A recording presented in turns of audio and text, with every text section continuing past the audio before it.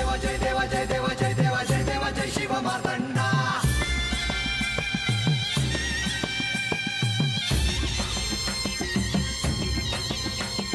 जय देवा जय देवा जय देवा जय देवा जय देवा जय शिव मार्तंडा. हरिवर्धन मल्हारी तुझी प्रचंडा. अगडदुम नगारा सोन्याची जेजुरी देव गेले जेजुरा निळा घोडा. अगडदुम नगारा सोन्याची जेजुरी देव गेले जेजुरा निळा घोडा. पाऊ में तोडा कमरी कर पटा बिहिर मस्तकी तुरा. खोबऱ्याचा कुटका भंडाऱ्याचा भडका बोल अहंकारा सदानंदाचा येळकोट. सदानंदाचा येळकोट. जय देवा जय देवा जय देवा जय देवा जय देवा जय शिव मार्तंडा. जय देवा जय देवा जय देवा जय देवा जय देवा जय शिव मार्तंडा. हरिवर्धन मल्हारी तुझी प्रचंडा. जय देवा जय देवा जय देवा जय देवा जय देवा जय शिव मार्तंडा. हरिवर्धन मल्हारी तुझी प्रचंडा.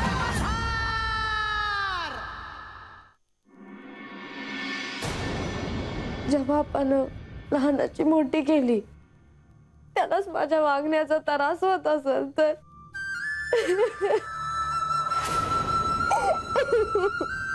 बाणाई उठ, जागी हो. तुझ्या या कठोर परीक्षेत प्रसंगी तुला तुझ्या आप्तांच्या सुद्धा विरोधात जावं लागेल. हा संघर्ष सोपा नाही बन. ही परीक्षा सोपी नाही. श्री खंडेरायांना प्राप्त करणे हे साधे सोपे कार्य नव्हे.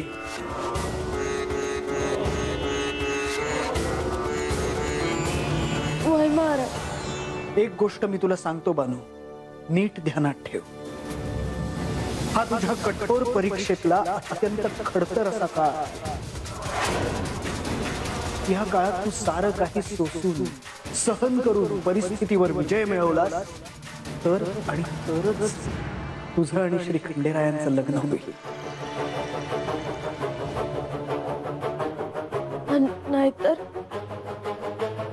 नाहीतर हा विवाह होणे नाही.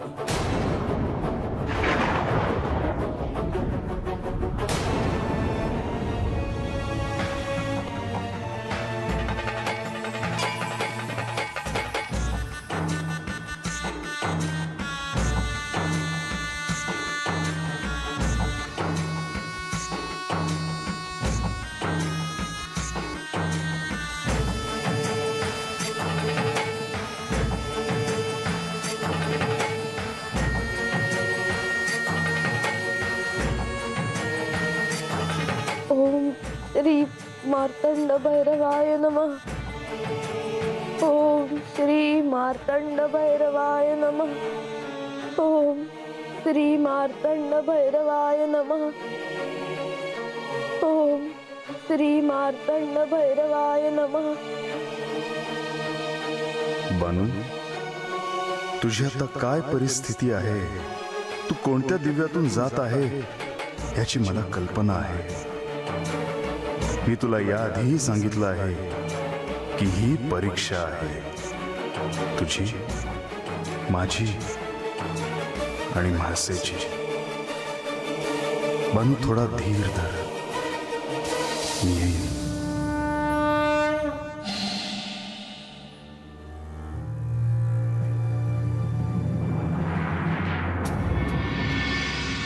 अगं, तुझ्या बिगर मी दुसऱ्या कुठल्या बी बाईला बघित नाही.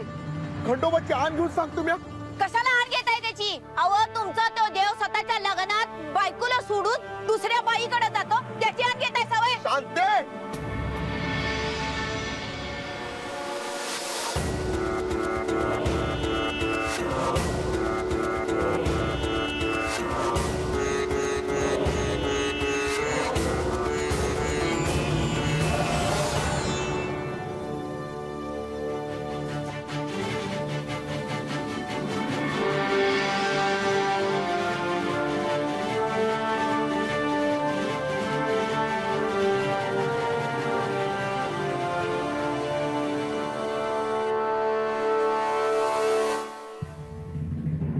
हळदीचे हे शिवलिंग म्हणजे आमच्या नात्यातला प्राण आहे. या शिवलिंगाचा आकार कधी ना कधी बदलेल हे मला वाटलं होतं. त्याचे एकमेव कारण होते बानू. आता जर तिचे लग्नच ठरते आहे तर सगळे प्रश्नच मिटले. पण आता बेसावध राहून उपयोग नाही. तिच्या लग्नात जे काही अडथळे आहेत ते दूर करून एकदाचे तिचे लग्न लावून द्यावे म्हणजे मी निश्चिंत होईन आणि रोज उठून भीतीपोटी हे शिवलिंग पाहणे थांबेल.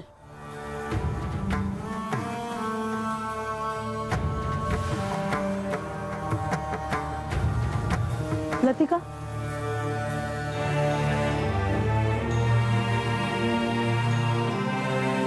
तुला माझे एक काम करायचे आहे. मी तुला आधी सांगितले होते बानूचा विवाह ठरतो आहे. तुला नेमकी माहिती काढायची आहे की तिच्यासाठी कोणते स्थळ आले आहे, वरपक्ष कोण आहे, विवाहाची तयारी कुठवर आली आहे.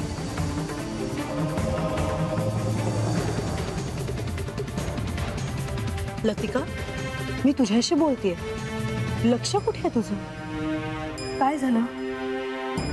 म्हाळसा, आता मी येत असताना वाटेत मला 2 सेवक भेटले जे प्रधानजींबरोबर बानूकडे गेले होते. त्यांच्याकडून मला असं काही कळलं ज्याचा मला अर्थच कळला नाही. तुम्ही दोघं प्रधानजींबरोबर गेला होतात ना? गेलो होतो म्हणजे अहो गेलोच होतो. अहो वाटेमध्ये जाता आता वेश पण बदलला बघा. काय कळलं तुला? त्या सेवकांनी सांगितलं चंदनपुरीला जाताना ते वेश बदलून गेले होते. वेश बदलून जाण्याची काय आवश्यकता आहे? हे जरा विचित्र नाहीये का? म्हाळसा, मला असं वाटत आहे खरं कारण काहीतरी वेगळंच आहे. माझ्यापासून जर काही लपवत असतील तर यावेळी मी ते सहन करणार नाही. आणि जोपर्यंत बानूचा विवाह होत नाही तोपर्यंत मी स्वस्थ बसणार नाही. म्हाळसा, मी जे काही तुला सांगितलं त्याचं तुला आश्चर्य नाही वाटत का?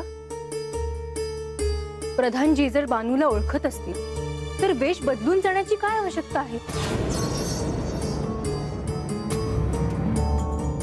सगळ्यांना असं वाटतं की त्यांनी काहीही केलं तरी म्हाळसाला काय कळतंय. पण सगळ्यांना हे कळत नाही की म्हाळसाने आयुष्यात कधीही असत्य वचन बोलले नाही. रोज यांचे नाव घेऊन स्मरण केल्याशिवाय अन्न पाण्याला हात लावला नाही.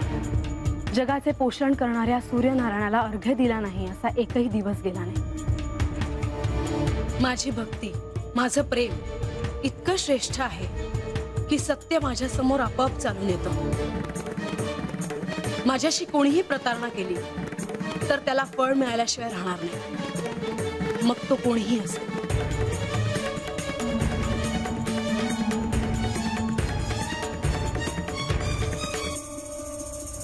म्हाळसा,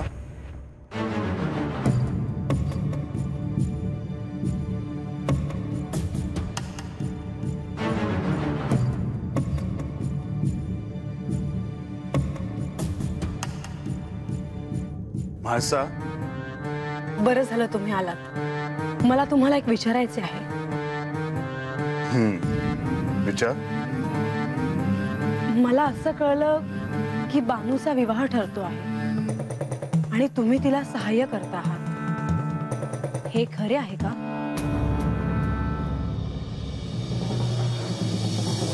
म्हाळसा, तिचा विवाह व्हावा ही माझी इच्छा आहे, पण हे कार्य वाटते तेवढे सोपे नाही. का? असे काय कारण आहे? तिचा विवाह जिथे ठरत आहे तिथे तिच्या जवळच्या माणसांचा विरोध आहे.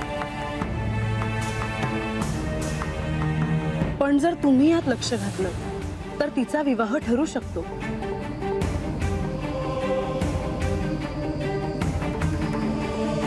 हो, पण हे वाटतं तेवढं सोपं नाही. पण तुम्हाला असं वाटतं ना की तिचा विवाह व्हावा?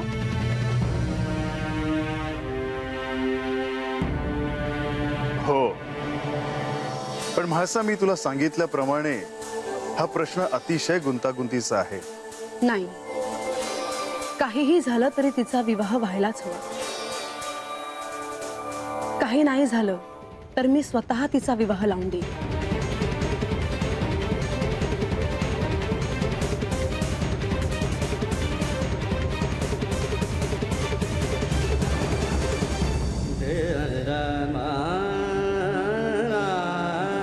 म्हासा मी तुला कसे समजावून सांगू मलाच कळत नाही. बानूशी माझाच विवाह होणार आहे.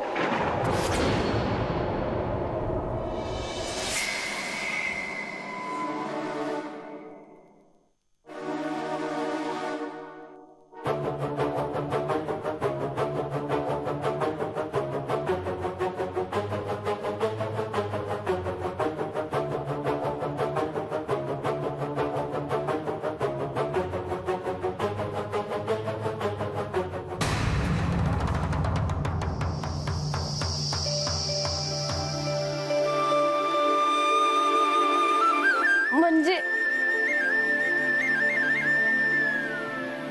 बानू, बानू कशी आहेस ग? काय सांगू तुला. आणि आता येतेस होय ग? अगं मला आजच लय भ्याव वाटत होतं. त्या दिवशी तू गेलीस अन आजा उठला आणि तुला हुडकत आत आला. मला म्हणला बानू कुठं आहे. मी त्याला काय बाय सांगितलं पण त्याला कळनाच. मग त्यानं पर खोदून खोदून विचारलं आणि मी समजा सांगून टाकलं. म्हणजे आता बाच्या मनात माझ्यासाठी काय बी नाही ग. मला याच वाईट वाटतंय की त्याला माझं ऐकूनच घ्यायचं नाही. अगं मगाशी पण खिडकीचं दार लावून गेला बघतो. हे समजा माझ्यामुळेच झालं बघ. माझी चूक झाली ग. माझी चुकी एकदा पदरात घे. असं का म्हणतेस? म्हणजे अगं तुझी नाही आहे चूक यात. मी ह्याच अगोदर मला समजा सांगाय हवं होतं. मी म्हणलं होतं ना तुला. अगं होय, पण तेव्हा माझा धीर नाही झाला. बानू आता काय करायचं ठरवलं आहेस ग? खंडोबाचं ध्यान करतीय, मनापासून त्यांचा धावा करतीय. तसं मी त्यांच्या बिगर अजून कोणाचा आधार आहे वय मला आता. आजा. बानू आज आला वाटतं. चल येते मी. आजा. ए आजा. अरे मी आजा. काय म्हणतो आमचं ऐक तरी. अरे तू ऐकून.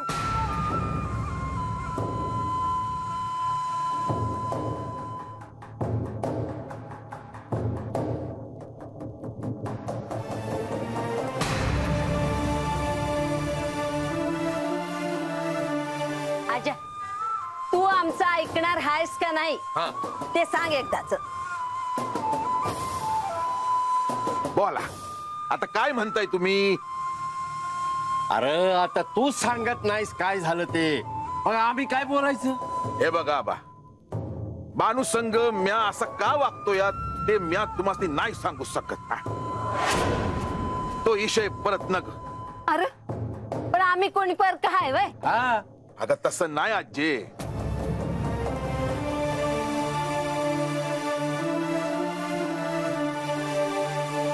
आपलीच माणसं आपल्याशी कसं वागत्याल हे समजना झालंय बघ. तेव्हा तो विषय आता नग. तो विषय सोडून आणखी काही विचारायचं असेल तर विचार. आजा, माझा तर विश्वासच बसत नाही की तू त्योच आजा हाय. अरे असं दगडागत काळीस कवा धरणं झालं हाय.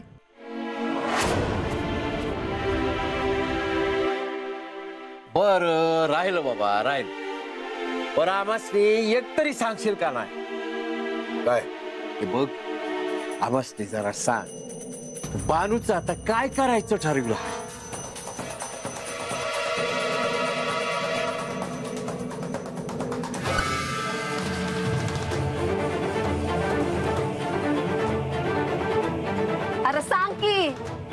ठरवलं हायस? लगीन. लगीन? आपण कुणा संग? रंगा.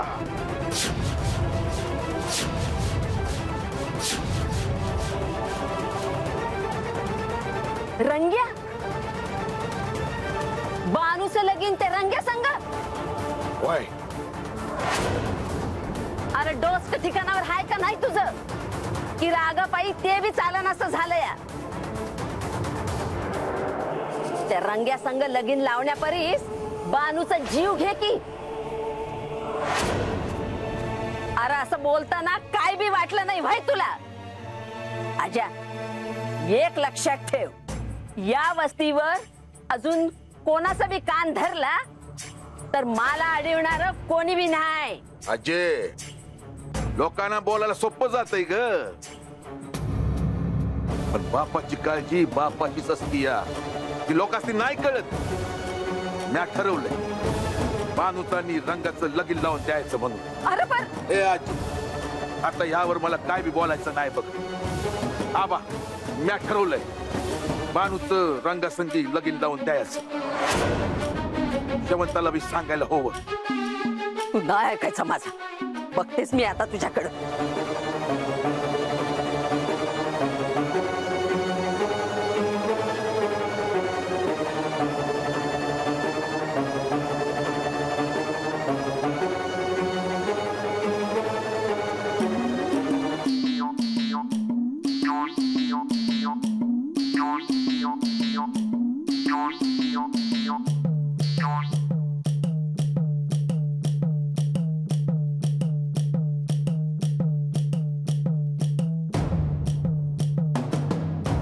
भानू,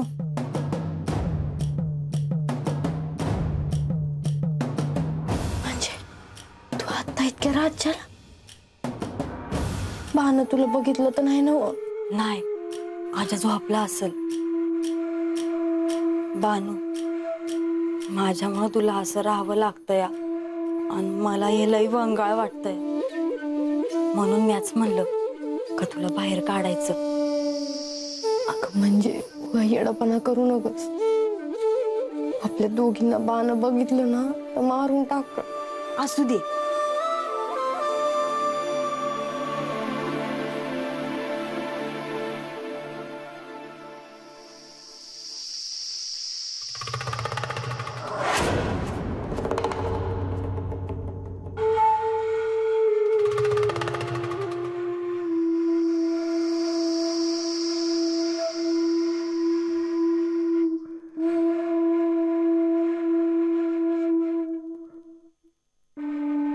झोपला हाय आजा. तू आता गप गुमान राहा. या करती काय करायचं ती. अगं म्हणजे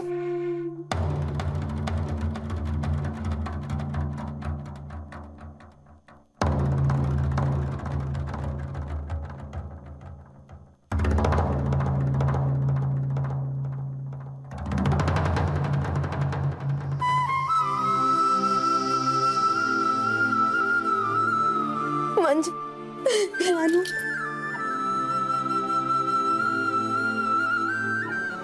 म्हणजे मी आताच्या आता बाच्या खोलीतनं खडावा घेते, त्या घालून जेजुरीला जाते बघ यांच्याकडे. तसं मी यांच्या वगैरे अजून गुणाचा बी आधार नाही राहिला मला.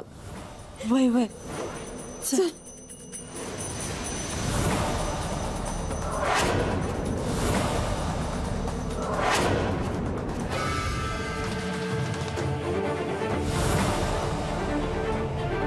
आजा तू वय मॅच.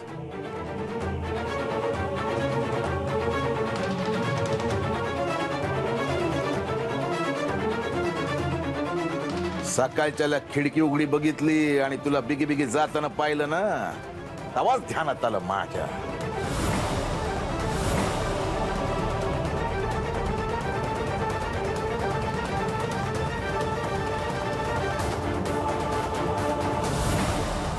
की बानू तुला सांगणार बाहेर काढाया,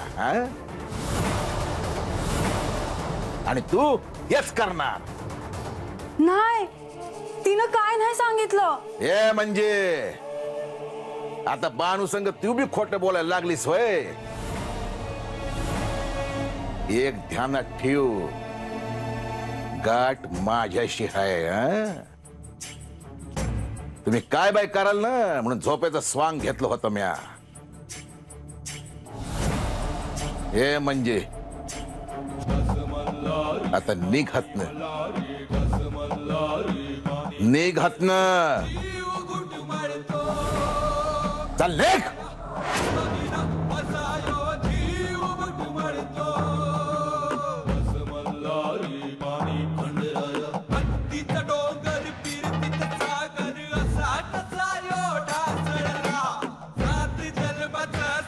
चला